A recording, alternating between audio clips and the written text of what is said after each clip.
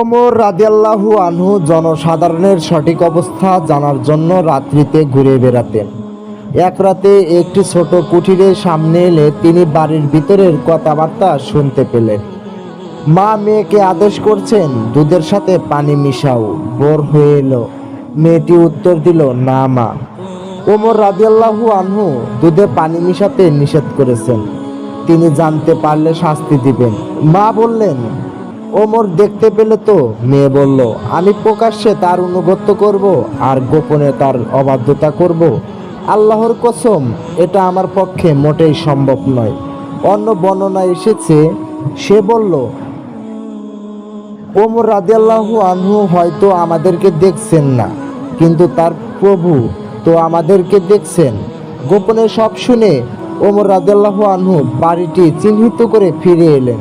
পরে তার ছেলে আসিমের সাথে ওই মেয়ের বিবাহ দিলেন।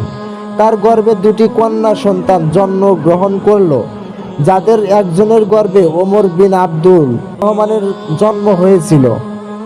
গল্প থেকে আমরা শিক্ষা নিলাম যে পাত্রপাত্রী নির্বাচনের ক্ষেত্রে অন্যান্য সকল গুণের উপর দিনদারি ও আল্লাহ ভীরুতাকে প্রাধান্য দিতে হবে। আসসালাম।